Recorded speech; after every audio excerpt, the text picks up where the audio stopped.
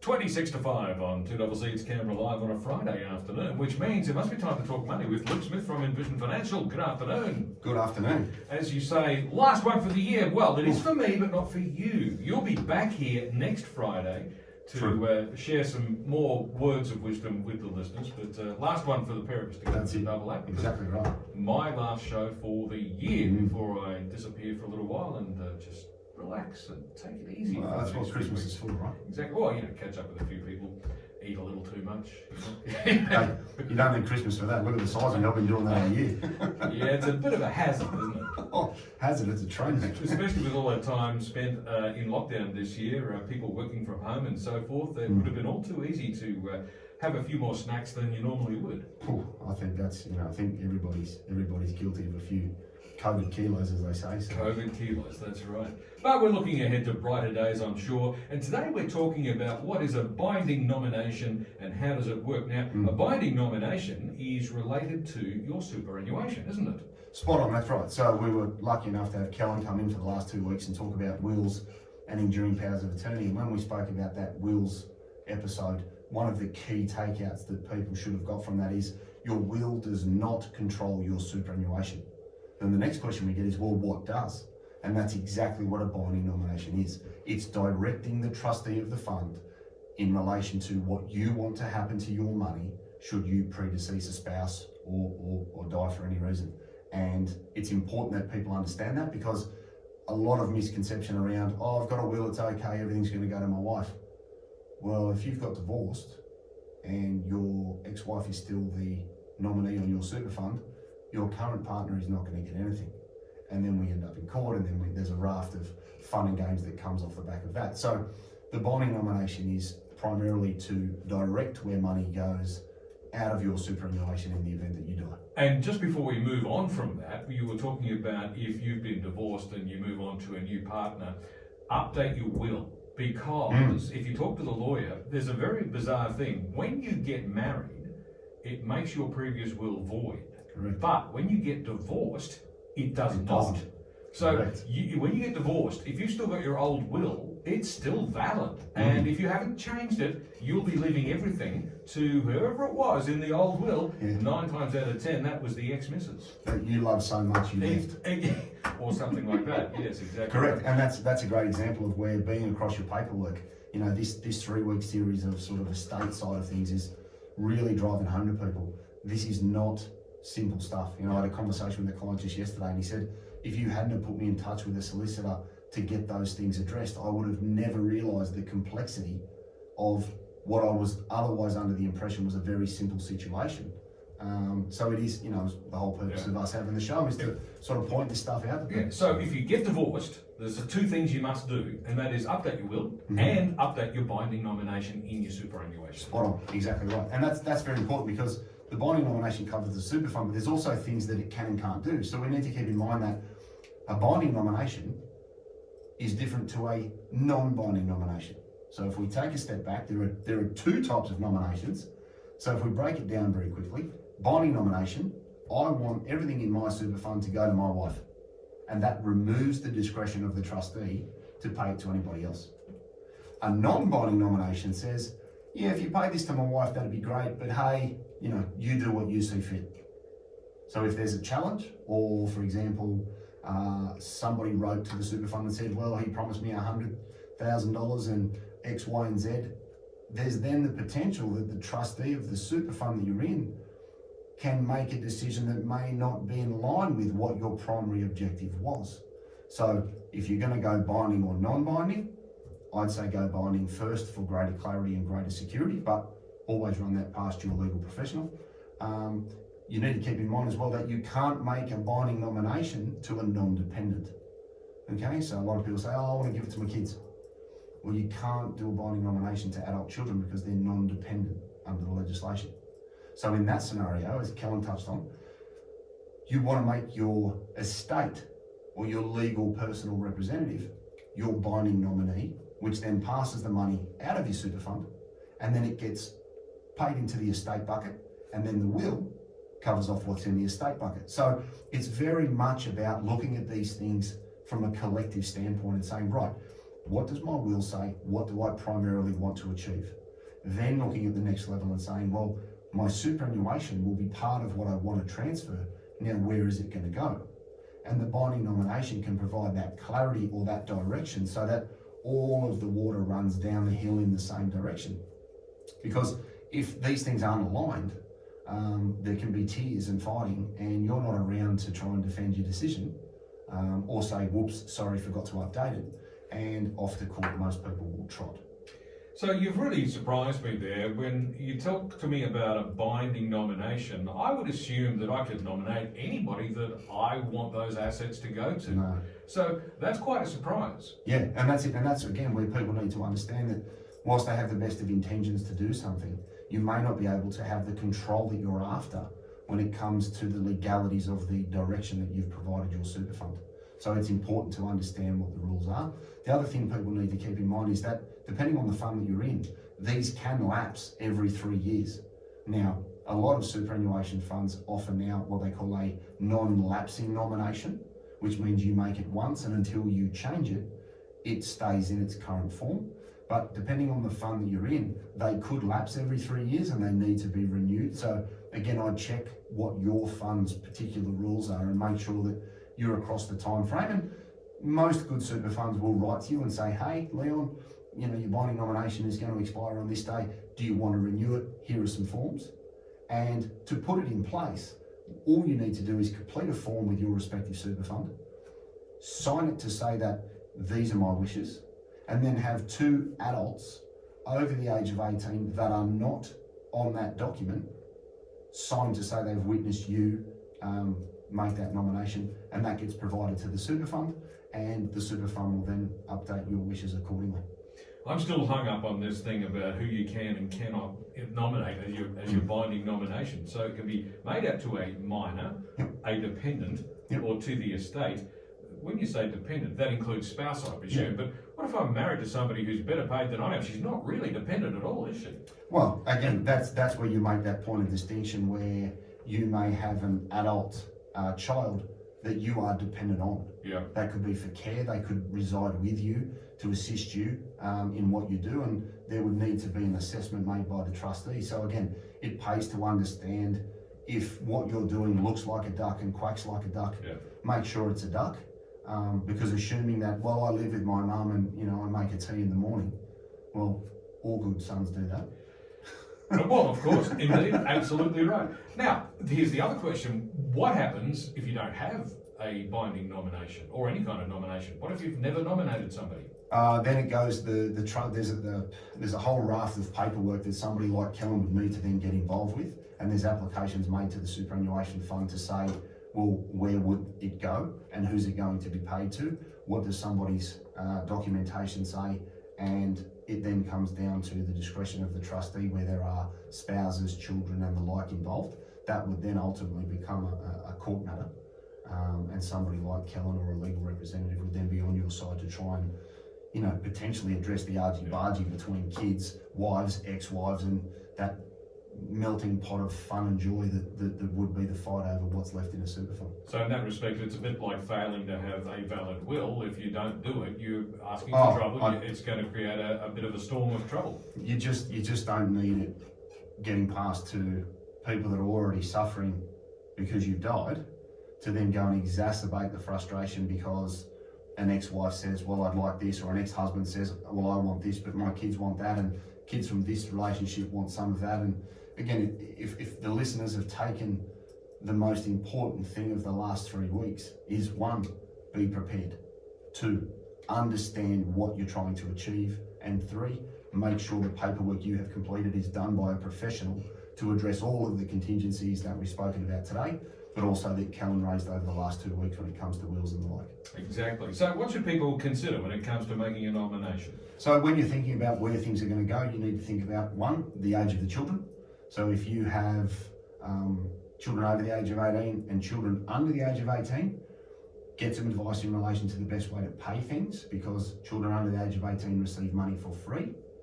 Children over the age of 18 that are not studying and deemed non-dependent pay tax at around 17% on the money they receive from the estate. So there are tax implications in relation to who you nominate. If you're going to have your wills updated, make sure that you have a legal personal representative if you wish to have everything paid into the estate, and then the will kick in and then pass out the assets that come from the fund. Remember to update your paperwork, as you've said. If you get divorced or you know your situation changes significantly, make sure you update your paperwork. You just do it once and then you can put it in the drawer and not think about it. Also consider what is happening in relation to your super fund.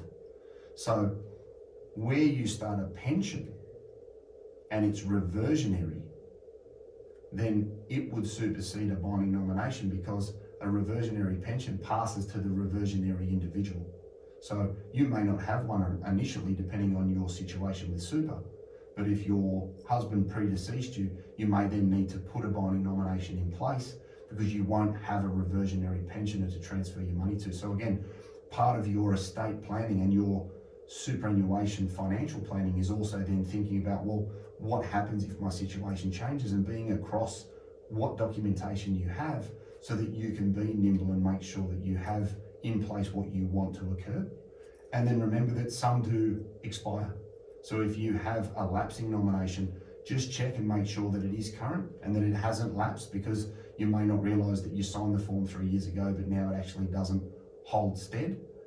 So again, make sure that your paperwork is accurate and in place, and that you're actually trying to achieve the best transfer outcome, but also the best tax outcome for the beneficiaries. Now, you mentioned early on that there's two different kinds of nominations. There's the binding and the non-binding. I've really got to ask, why would you choose a non-binding? What would be the benefit of that? I don't know. Honestly, I could make something up on the bounce, but I don't see why you would have a non-binding nomination where, for me, the purpose of a will, estate planning documentation and the nomination process is to have the greatest amount of clarity around the outcome of your objectives. So why you would leave that to a third party, there may be some valid reasons that I can't think of at the moment, but my view's always been the greater the clarity, the greater the peace of mind, and the potential reduction in fighting, squabbling and crying over what should have, could have, maybe should have happened, but you've left the decision to the trustee of the super fund and not the person that's passed.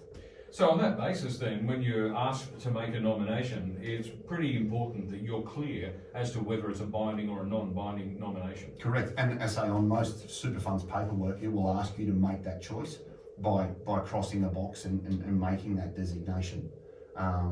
But it's important that people understand the difference, because it could be a bit like what we've heard from previous weeks. Oh, that's part of that document. Oh, it doesn't really matter, they're both the same.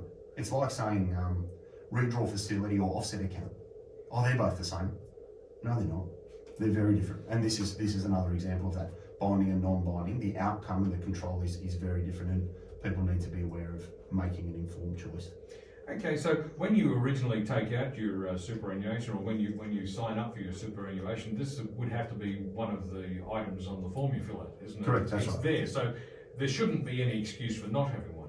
No, it's probably, I can understand if something lapses and you don't know, and maybe you've changed addresses and you haven't sent something to the super fund, I can understand that happening.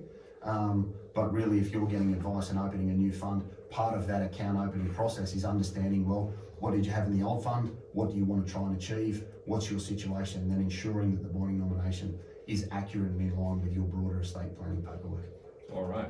So at the end of the day, one of the simpler choices you make is whether you want to specifically identify an individual, or whether you want to direct the proceeds of your superannuation to the residue of your estate, which that can then be dealt with by your will. Correct. And your driving decision there is, what is the age of my children or the beneficiary that I want to nominate? Because as we said, if they're under 18, great tax effective way to pass money out. If there's a spouse involved, obviously money that comes from an estate is tax free to a spouse at any age, because they're deemed a dependent. So you can transfer money to each other, and it may be a good planning strategy to say, well, we'll have a nomination to each other, partner to partner, and if I predecease you, take X amount of money out of the fund and give it to the kids. Again, at the right ages, with that documented and understanding between, parents of children, that can be a great way to avoid 17% tax getting paid to non-dependents. So it really comes down to your situation, the ages of who's involved, and the greatest amount of control to get the outcome that you're after in conjunction with somebody like Kellen. Fantastic. So we're talking today about what is a binding nomination and how does it work. And Luke Smith from Envision Financial is answering those questions. We'll be back with more in just a moment.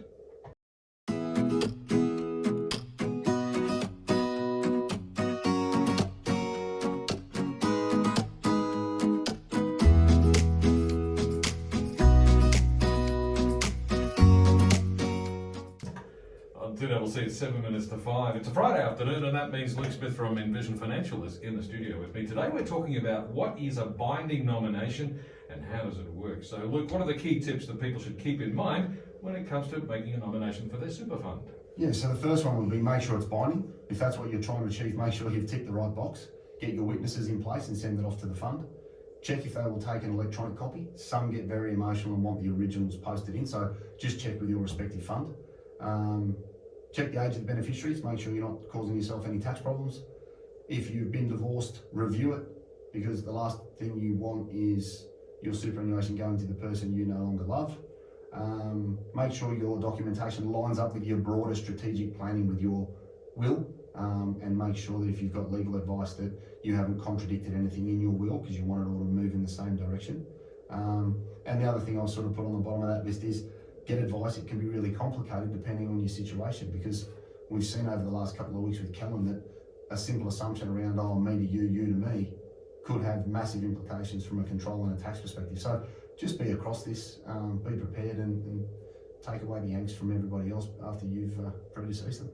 This point about reviewing things when you become separated or divorced, I guess that's a fairly good rule of thumb to deal with a lot of important things. And when you're reviewing things like your binding nomination and your superannuation arrangements or your will or even your enduring powers of attorney, you should be reviewing them on a, not necessarily a regular basis, but anytime there's a kind of landmark event in your life. If you get married, review everything. If you get divorced, review everything. If your kids turn 18, review everything. There are these sort of landmarks along the way, aren't there? Yeah, look, spot on. I think being prepared, as someone famously said, if you're early, you're never late. So I think that's a great sort of mantra to have, because it is about being prepared, because if a bus does get you, you don't have time to go back and fix what you were meaning to get to. And the reason we had Kellen in for the last couple of weeks is I say to clients regularly, got a will? Yep. Is it current? Well, we took it out when the kids were born. And how old are the kids now? They're 40. Okay, how about we get it fixed? That'd be great. And I think a lot of people want to do the right thing. I think the fear is they don't know where to go to get that sort of help.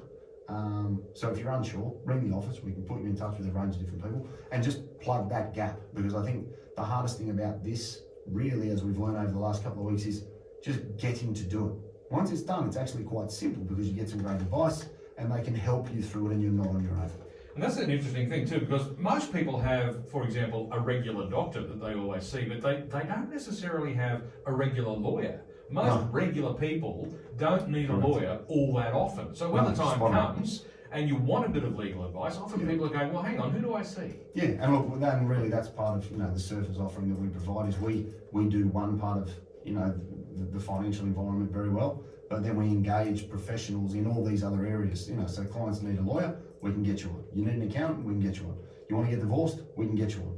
What sort of divorce is it? We can get you that sort of lawyer as well. If it's good, we got one for that. If it's scorched the earth, I've got a bloke for that too. So, it's really about just understanding that you're not on your own, and together we can get an outcome on all fronts. And if you want to come and do it, I say to my clients regularly, you want to get the lawyer in here and feel comfortable sitting in my office? Get him in here, no dramas. And then they come and meet, somebody like Kellen and go, well, he's not scary. I was like, well, no, he's not.